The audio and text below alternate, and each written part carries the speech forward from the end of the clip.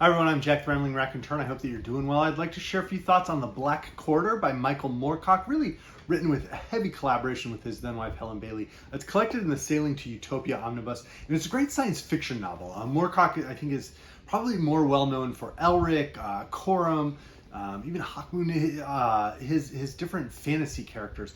But he was an amazing science fiction writer as well, and I would say that The Black Quarter might be my favorite among the sort of new wave science fiction books that he was producing in the 1960s and early 1970s. I think this might be my favorite of his more science fiction-y books. It's a science fiction book.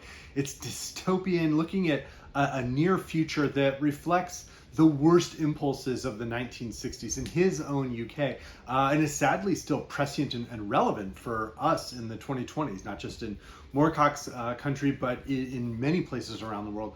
The themes that he was exploring and that Bailey was exploring in the section she wrote really remain incredibly and terrifyingly relevant.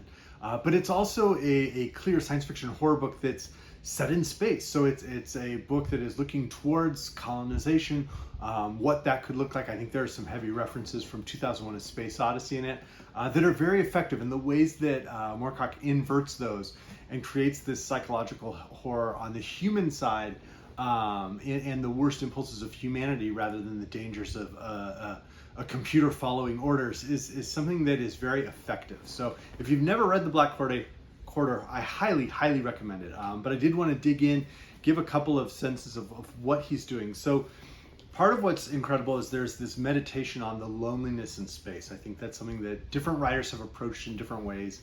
And then towards the end, I'll name one of my favorite stories that does this. But here's how the book opens. Space is infinite. It is dark. Space is neutral. It is cold. Stars occupy minute areas of space. They are clustered a few billion here, a few billion there, as if seeking consolation in numbers. Space does not care. Space does not threaten. Space does not comfort. It does not sleep. It does not wake. It does not dream. It does not hope. It does not fear. It does not love. It does not hate. It does not encourage any of these qualities. Space cannot be measured. It cannot be angered. It cannot be placated. It cannot be summed up. Space is there. Space is not large and it is not small. It does not live and it does not die. It does not offer truth and neither does it lie. Space is a remorseless, senseless, impersonal fact. Space is the absence of time and matter. Through this silence moves a tiny pellet of metal. It moves so slowly as to seem not to move at all. It is a lonely little object. In its own terms, it is a long way from its planet of origin. In the solid blackness, it gives off faint life. In that great light, in that great life-denying void, it contains life. A few wisps of gas hang on it. A certain amount of its own waste matter surrounds it. Cans and packages and bits of paper, globules of fluid, things rejected by its system as beyond reconstitution. They cling to its side for want of anything better to cling to. And inside the spacecraft is Ryan. And Ryan is the character that we spend much of the novel with. We see what life was like on Earth before he entered this spaceship that he's flying on, and everyone else in his family, his friend, his in-laws, who sort of got together and are on this spaceship. Everyone else is in this stasis, in this sleep. He goes and periodically checks them. He has these double logs, and that becomes one of the first clues that all is not perhaps well with Ryan, or all is not well on the spaceship.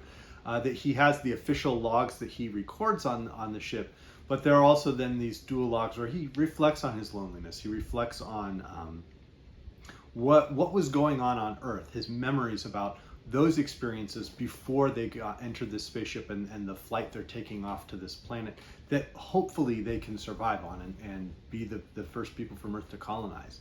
And there is much that is mysterious that develops and unfolds. I don't want to spoil that for those who have not read the book, but it is a very incredible meditation, that sense of what space is versus what life is like trapped in the spaceship, trying to stay active so that muscles still work, trying to stave off loneliness. What are the different ways that Ryan has to do that? And so there are passages that really do reflect 2001: A Space Odyssey, both the Kubrick film and the Clarke novelization of his own screenplay. But there are also some really interesting contrasts. I think one of the things that was really interesting in 2001 was the idea that the computer follows orders, and that's part of where the danger is there's no sense of having the intuition to be able to like do something and to make a change and to affect something. Whereas in here we see the danger of Ryan, the danger of the human who's alone in the spaceship, and his interactions with the computer, and the computer trying to counsel him and support him, lead to some interesting interactions. But as effective as that is, what really elevates the Black Corridor is this series of flashbacks to what was happening on Earth, what was happening in Ryan's company, what was happening in his society, how was it shifting and changing. And that's the aspect that really does reflect aspects of what is happening in many, many countries today. And so I wanted to get at that as well. So here we go. So one of the things is Ryan is the owner of a toy company, and he has one of his men look at the data, and he goes, some data around their employees, and this is the passage. Ryan used the half hour to prepare himself for Masterson's visit, tidying his desk, putting everything away that could be put away, straightening the chairs. When Masterson arrived, he was sitting at his desk smiling. Masterson spread out the graph. I see what you mean, said Ryan. Good heavens, just as well we decided to do this, eh? It confirms what I already believed, said Masterson. 10% of your employees, chiefly from the factories in the north, are actually of wholly foreign parentage, Australian and Irish in the main. Another 10% had parents born outside England itself, i.e. in Scotland, Wales, and the Republic of Ireland. 3% of your staff, although born and educated in England, are Jewish. And he goes on to mention a few others. Ryan rubbed his nose. Bloody difficult, eh, Masterson? Masterson shrugged. It could be used against us. There are a number of ways. If the government offers tax relief to firms employing 100% English labor, as they're talking of doing, then we aren't going to benefit from the tax relief. Then there are wholesalers and retailers embargoes if our rivals release this information. Lastly, there are the customers. Ryan licked his lips thoughtfully. It's a tricky one, Fred. And they go on to start talking about how they're just going to fire all these people. And Moorcock is sort of using this as this element of satire around the emphasis is that the people that are going to lose their jobs and are going to be treated as others are people who, at the time, many would regard as English, even if they are Welsh or Scottish, or people who had been part of the Commonwealth, like Australians, and really had been sort of part of one country in many ways within living memory of when the book is being written. But he's using that to push at this idea of this resurgent nationalism, this insularity that is happening in this dystopian society. And we see that it gets more and more and more frightening and horrifying. We see the violence. At one point, Ryan and some family members go to a rally, and they see just how terrifying that is. He sees, a family member who basically buys into the rhetoric and wants to start going and doing violence right then to people. And those are the passages that Moorcock's then wife, Helen Bailey, had really crafted, and he then added the space components that he wrote and then reworked and revised what Bailey had written as the scene set on Earth, as this society in England is just sort of falling apart and heading towards this very dangerous totalitarian state. There's something that's absolutely Orwellian about those passages, the way that the fear that everyone has about being, losing a job, losing a home, losing, life, any of that, being imprisoned or something. They keep the blinds closed on the windows at all times. And if you open the blinds, you don't know what's going to be happening on the street and how dangerous that can be. That there's a real sense of terror and dread in many of those passages. And we see why someone would take the choice to flee this, to try and start anew and start afresh in space, despite it being incredibly lonely. But we also start to see, and Moorcock does some fun stuff, where he has the logs that Ryan is recording. And one of the fascinating things is he plays with the text. And so you can sort of see that there's words just repeated, ship, safe, safe ship.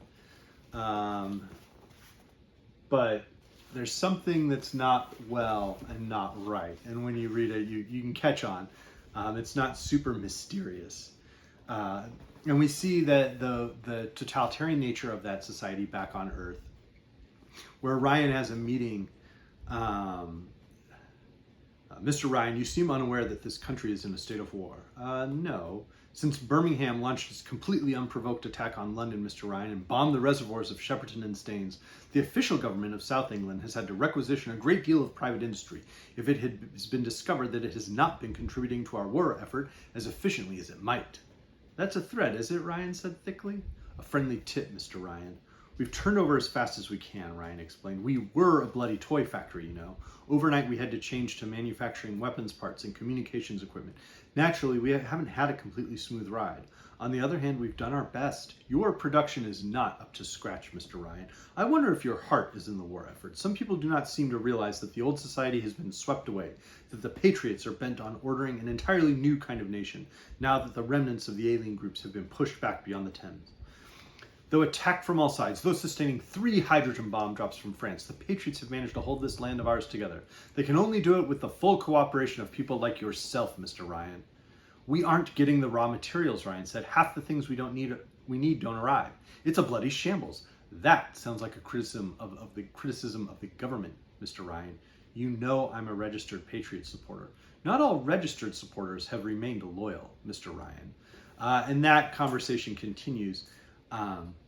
And so we see the horror that was happening on Earth, but we also see this lonely decay that is on Ryan, and sort of as the memories come, we get to see what was happening right before the launch into space, and what is Ryan's state of mind as he continues this journey. And it's going to be a 5-year journey. He's sort of in year 3.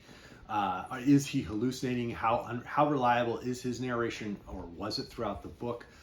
There are questions that arise, and it's an incredibly, startlingly effective book. So if you've never read this one, definitely one to check out. If you're a science fiction fan at all, it's a great atmospheric novel. It hits that new wave, and as I mentioned, it's a book that I think there are some clear, contemporary works that were interesting. I would say Stand on Zanzibar by John Brunner. Totally different type of book, but getting at that idea of what happens when the world starts to be overpopulated. What happens when the world that everyone is so used to in this consumer lifestyle starts to shift and change, and who is going to be affected and how are they going to be effective. I would add, I think 1984 by George Orwell is an obvious influence in times. But in a good way, in a healthy way. I had mentioned Moorcock's New Wave books, and the Roads Between Worlds collects those, a couple of those with like The Fire Clown, and some others that I think are pretty solid New Wave science fiction books. This was written, The Black Quarter was written sort of right around the time that he was starting the Hawkmoon books. And like The Jewel in the Skull is maybe just a couple years before he published The Black Quarter, and I think some of the issues he was feeling towards his own contemporary society are borne out both in Hawkmoon and in Sailing to Utopia. I mentioned, of course, 2001. My copy's on loan, but 2010 is not bad. And Robert Sheckley was another enormous influence on Moorcock explicitly. Like, he wrote about Robert Sheckley's stories being an influence, and I'll link my video to this collection in the description box below. I would add that I think one of the best books about loneliness in space is stories is The Second Kind of Loneliness by George R. R. Martin. That was collected in his Dream Songs anthology. And part of the reason I went and read this was because I hadn't realized Karl Edward Wagner, the great anthologist of the year's best horror stories throughout the 1980s, was such a big fan of it. And Wagner also wrote the great Kane fantasy novels. Another explicit influence Moorcock claimed was Philip K. Dick. Perhaps the dystopian society of Do Androids Dream of Electric Sheep is there. The questions, the mystery in Ubik, I think, are relevant as well. I'll link my video on Ubik in the description box. And then finally, 2 others that I was reminded of: the great The Man Who Lived Underground by Richard Wright, and sort of the apocalyptic narrative here of a man who sees the violence and danger of his society and tries to absent himself from it, and then sees how horrifying things are underneath the surface in a more what has been implicit becomes explicit. And then the great unreliable narration of The Black Prince by Iris Murdoch is another fun one, and sort of a contemporary of Moorcock. So let me know if you're a fan of Moorcock's many dozens of books. If you have a favorite character, this is really a one-off from him and Bailey, but it was well worth reading. So I hope everyone's doing well. Thank you.